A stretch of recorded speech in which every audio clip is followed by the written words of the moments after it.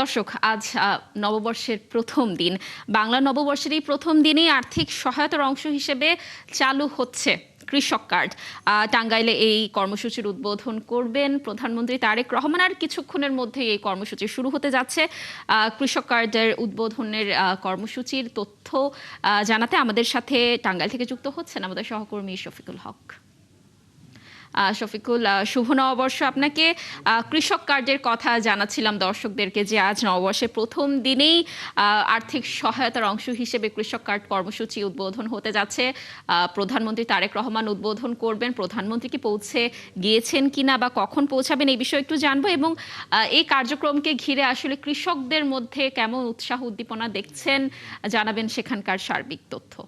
কানিজ, আপনাকেও নববর্ষের শুভেচ্ছা। এবং যেটি জানতে চাইলেন, প্রধানমন্ত্রী আসলে এখনো এসে পৌঁছননি। হয়তো কিছুক্ষণ আগে মঞ্চে যেটি ঘোষণা দেওয়া হলো, তিনি টাঙ্গাইল শহরের খুব কাছাকাছি চলে এসেছেন। হয়তো অল্প কিছুক্ষণের মধ্যে এই টাঙ্গাইলের যে স্টেডিয়ামটি রয়েছে, যেখানে আজকের এই কৃষক কার্ড কর্মসূচির উদ্বোধন করা হবে, সেখানে এসে উপস্থিত হবে। এবং এখানে যে আনুষ্ঠানিক কর্মসূচিগুলো রয়েছে, সেখানে তিনি কৃষক কার্ডের আনুষ্ঠানিক উদ্বোধন ঘোষণা করার পরে এখানে 15 জন কৃষকের হাতে তিনি এই কৃষক কার্ডটি তুলে দেবেন। এবং এর বাইরে এই ভেন্যু থেকে 1500 জন কৃষকের জন্য আজকে কৃষক কার্ড দেয়া হবে বলে আমরা জানতে পেরেছি। এর বাইরে আরেকটি বিষয় বলে রাখি, আজকে এই টাঙ্গাইল ছাড়াও 11টি জেলার 10টি জেলার 11টি উপজেলায় একযোগে এই কৃষক কার্ড কর্মসূচির যে উদ্বোধন, সেটি করতে যাচ্ছে সরকার। আপনি যেমনটি বলছিলেন কানিজ, এই কৃষক কার্ড কর্মসূচি বিএনপির যেই নির্বাচনী ইশতেহার ছিল, সেই নির্বাচনী ইশতেহারের মধ্যে কিন্তু একটি গুরুত্বপূর্ণ অংশ ছিল এই কৃষক কার্ড কর্মসূচি। এবং বিএনপি সরকার অতীতের যেই ধারাবাহিকতা, আমরা সেই জিয়াউর রহমানের শাসনামল থেকে যদি দেখি,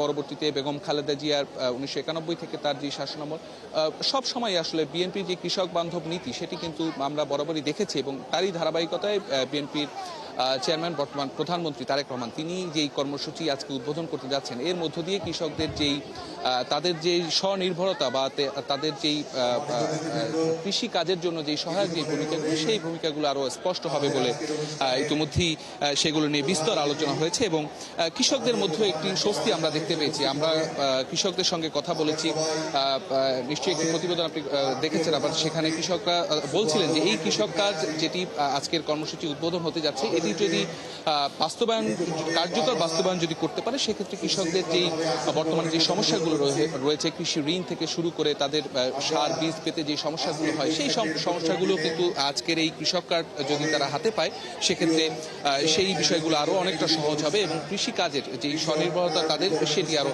অনেকটা বৃদ্ধি পাবে বলে তারা মনে করছেন। তো সবকিছু মিলিয়ে কৃষকরা আসলে অনেকটা উচ্ছ্বসিত। পাশাপাশি এর সাথে সংশ্লিষ্ট যারা রয়েছেন, তারাও এই উদ্যোগটিকে আসলে সাধুবাদ জানাচ্ছেন। এবং তারা বলছিলেন যে এই উদ্যোগ বাস্তবায়নের মধ্য দিয়ে সামনের দিনে যেই খাদ্য নিরাপত্তা সব যে ইস্যুগুলো রয়েছে, সেগুলো এটি যদি পরিপূর্ণ বাস্তবায়ন করা সম্ভব হয়, সেক্ষেত্রে সেটি অনেকটা লাভ হওয়া সম্ভব। তো সবকিছু মিলিয়ে আমরা আসলে অপেক্ষা করছি আজকে প্রধানমন্ত্রীর এই টাঙ্গাইল সফরে। কৃষক কার্ডের বাইরে আরও দুটি কর্মসূচি রয়েছে, সেটি হচ্ছে পৌরনগরের মাঠে, সেখানে কৃষি মেলার একটি উদ্বোধন করার কথা রয়েছে প্রধানমন্ত্রী। পরবর্তীতে তিনি সার্কিট হাউসে বিশ্রাম নেবেন। সেখান থেকে মজলুম জননেতা মাওলানা আব্দুল হামিদ খান ভাসানী, তার সমাধি রয়েছে এখানে।